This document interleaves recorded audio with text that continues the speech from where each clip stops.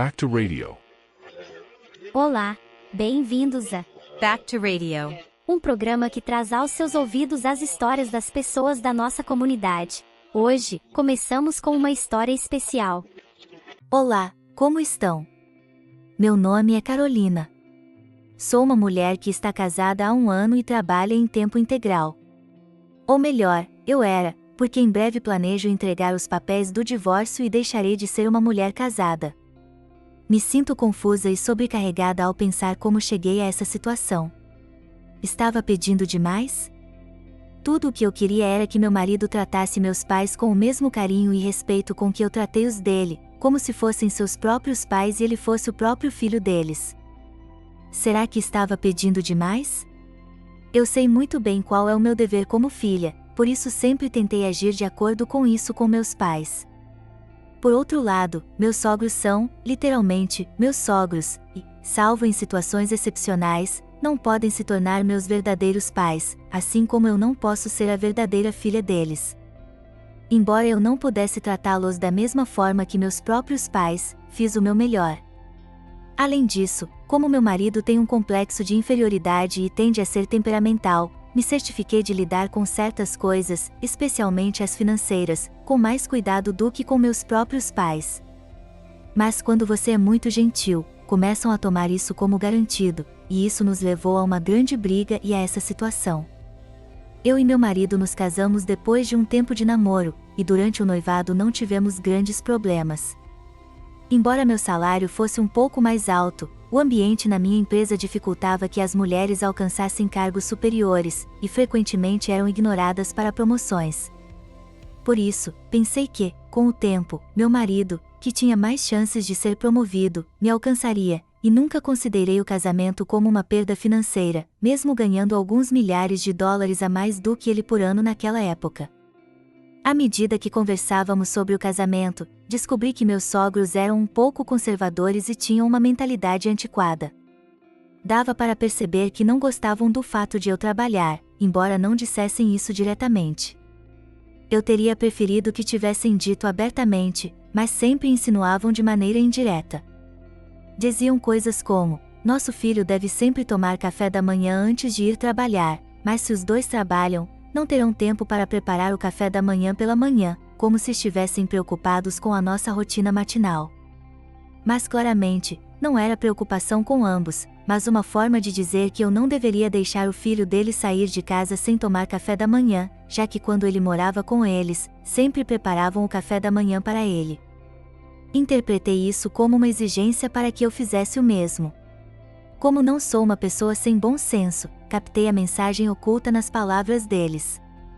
Respondi, fingindo não entender, que como nossa casa estava mais perto do trabalho do meu marido do que da casa deles, ele teria tempo suficiente para tomar café da manhã. Expliquei que eu teria que sair mais cedo porque meu escritório estava mais longe, o que significava que eu não teria tempo para preparar o café da manhã e teria que sair sem comer. Meu marido estava presente nessa conversa, então foi como dizer que se ele quisesse tomar café da manhã, teria que prepará-lo sozinho. Eu não me casei para ser sua assistente nem para cuidar da casa sozinha. Eu também tenho uma carreira e ganho dinheiro. Embora certamente minha sogra quisesse dizer que o trabalho de uma mulher é ficar em casa e cuidar da família, ela não disse isso diretamente.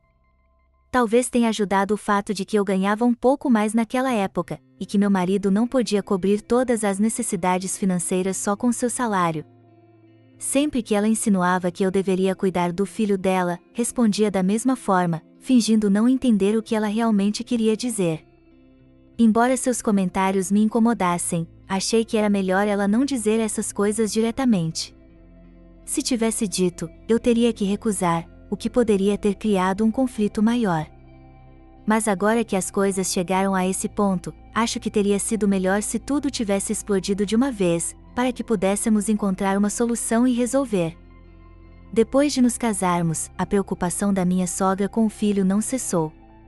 Sempre que eu a ligava para cumprimentá-la, a primeira coisa que ela perguntava era se eu tinha preparado a comida para o filho dela. Então, eventualmente, parei de ligar para ela. Disse ao meu marido para cuidar disso porque eu não conseguia mais suportar o estresse, e ele concordou.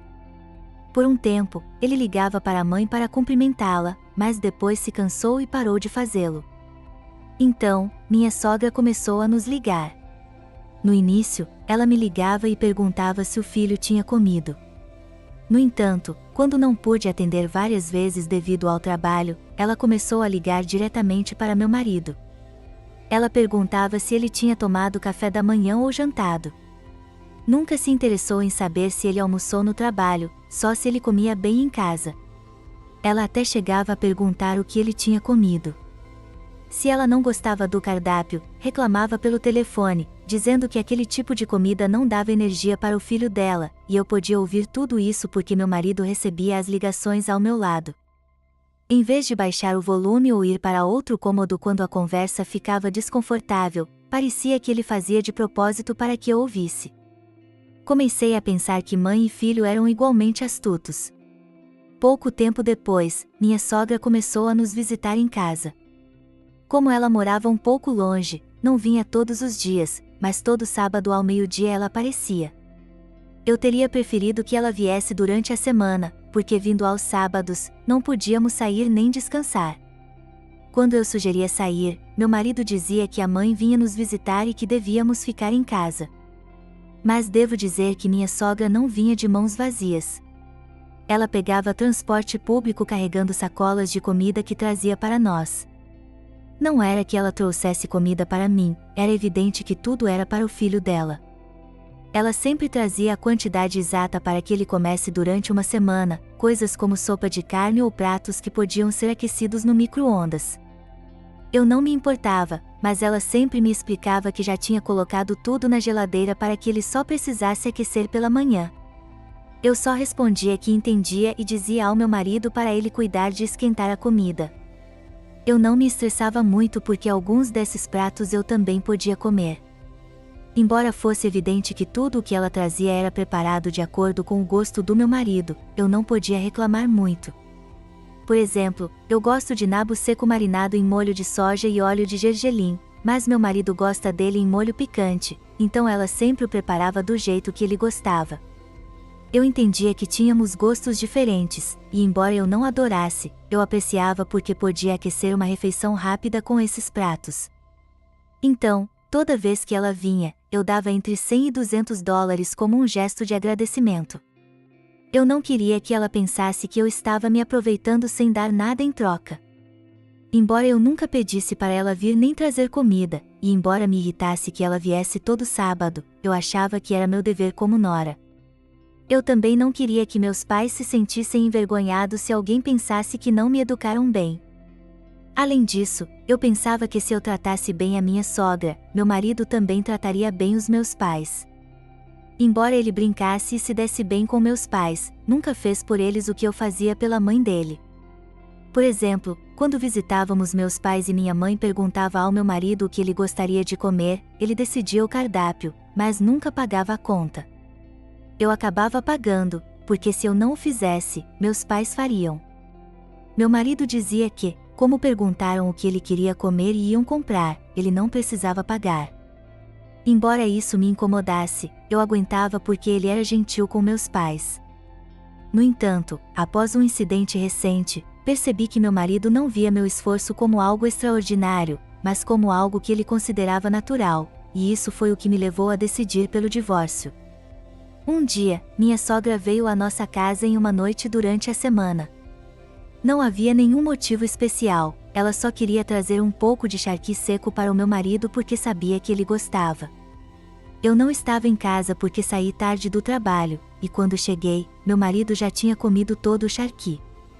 Eu não me importava muito porque não gosto de charqui. Mas o que me surpreendeu foi que minha sogra ficou esperando eu chegar porque queria me ver. Ela não é o tipo de pessoa que quer me ver tão desesperadamente, então fiquei surpresa.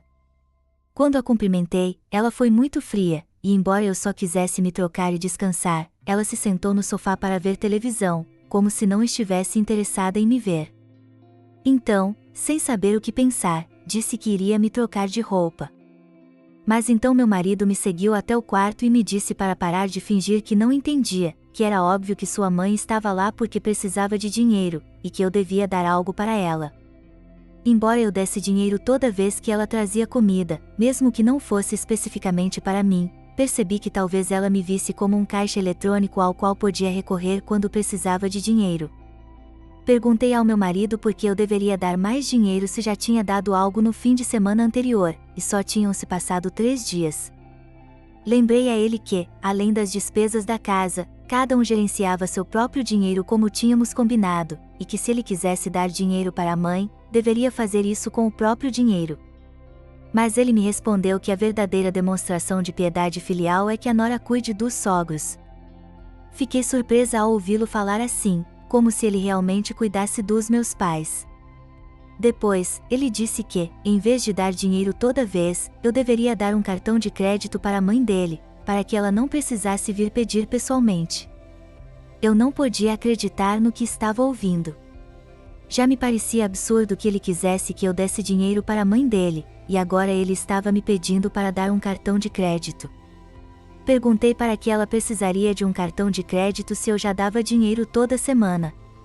Mas então, minha sogra, que aparentemente estava ouvindo nossa conversa, entrou no quarto sem nem bater na porta, o que me irritou ainda mais. E então ela disse que estava fazendo o meu trabalho como nora e que não entendia por que eu me importava tanto em dar um pouco de dinheiro. Ela disse que em outras famílias, as noras veneram as sogras, e que muitas delas vão à casa dos sogros para limpar e fazer as tarefas domésticas. E que ela não esperava que eu fizesse isso porque entendia que eu estava ocupada, mas que esperava que, pelo menos, eu cumprisse com meu dever econômico. Respondi que não acreditava que houvesse muitas noras dispostas a fazer tudo isso, e que, embora pudesse haver mulheres que dessem mais dinheiro, não acreditava que houvesse muitas da minha idade que visitassem os sogros todos os dias sem serem convidadas. Eu disse que o dinheiro que eu já dava não era pouca coisa, e que se fosse qualquer outra nora, não a visitaria toda semana e só veria o filho dela quando nós fossemos visitá-la. Minha sogra ficou furiosa, dizendo que, se eu realmente achava que ela estava mentindo, e que se ela tinha esperado até tão tarde para me ver, eu deveria ter dado pelo menos $100 e que não entendia por que eu fazia tanto barulho por um pouco de dinheiro. Meu marido também interveio, dizendo que não entendia por que eu estava criando um problema tão grande, que com um pouco de dinheiro tudo teria sido resolvido. Fiquei sem palavras. Pensei que, se ele realmente quisesse dar dinheiro para a mãe, deveria ter feito isso com o próprio dinheiro. Além disso, se pelo menos tivessem deixado um pouco de charqui para mim, teria sido educado dar algo de dinheiro, mas já tinham comido tudo e, mesmo assim, me pediam dinheiro. Senti que nem mesmo um ladrão faria isso tão descaradamente. Para evitar mais discussões, tirei $100 da carteira e dei para minha sogra. Ela, sentindo-se vitoriosa, pegou o dinheiro e foi embora imediatamente. Meu marido me disse que, se eu tivesse feito isso desde o início, teríamos evitado muitos problemas, e voltou a insistir que eu deveria dar um cartão de crédito para a mãe dele. Embora eu tenha dado o dinheiro facilmente, não estava disposta a deixar isso passar. Se eu fizesse isso, seria como aceitar que eu não sou a nora, mas a carteira pessoal da minha sogra. Decidi que não precisava viver nesse inferno. Eu disse ao meu marido que não daria mais dinheiro para a mãe dele e que também não esperava nada dele, e pedi o divórcio. Eu disse que levaria tudo o que tinha trazido da minha família, e que ele deveria me devolver o dinheiro que gastei na casa. Se ele não o fizesse, eu avisei que entraria com o pedido de divórcio, não importando o quanto custasse, e que garantiria que ele saísse perdendo. Ao ouvir a palavra divórcio, o rosto do meu marido ficou pálido e ele começou a se desculpar, dizendo que não podia parar de dar dinheiro para a mãe porque ela tinha se esforçado para vir de transporte público. Eu disse que, se ele queria ser filial, deveria fazer isso com o próprio dinheiro, e que eu não entendia porque ele só usava o meu dinheiro para cumprir seu dever filial. A isso, ele só conseguiu responder com mais desculpas e promessas de não fazer mais isso. Perguntei se ele não estava preparado para assumir as consequências de cumprir seu dever filial com o meu dinheiro, e ele não soube o que responder. Embora eu quisesse sair de casa imediatamente, estava tão cansada que decidi passar a noite lá. Meu marido tentou se desculpar várias vezes, então peguei um cobertor e um travesseiro, fui para o escritório, tranquei a porta e dormi lá. No dia seguinte, enquanto trabalhava, meu telefone não parava de tocar com mensagens de desculpas do meu marido, mas ignorei todas. Depois do trabalho, fui ao supermercado e comprei uma mala para arrumar minhas coisas.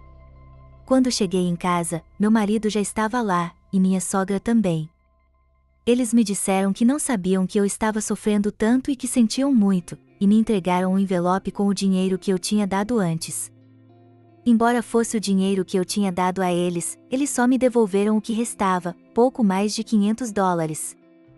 Eu disse que levassem de volta, que considerassem como pagamento pelas refeições que eu tinha recebido. Embora tenham tentado me impedir, eu disse que não queria continuar sendo uma carteira para eles nem uma cozinheira para o meu marido, e que não fazia diferença se eu estava lá ou não. Perguntei se estavam preocupados porque não queriam que o filho se tornasse um homem divorciado, e eles não souberam o que responder. Enquanto eu fazia as malas, ambos tentaram se desculpar, mas eu não ouvia mais o que diziam. Quando terminei, disse que agora meu marido teria a oportunidade de ser realmente filial e que minha sogra poderia continuar cuidando do filho.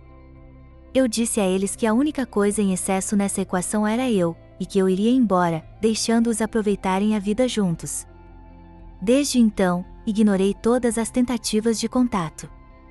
No início, tentei um divórcio consensual, mas como continuavam tentando se desculpar e me fazer mudar de ideia, decidi contratar um advogado. Como agora tenho que pagar os honorários do advogado, também planejo pedir uma compensação. Não posso continuar perdendo nessa situação. Dizem que a ganância não tem fim, e agora entendo por quê.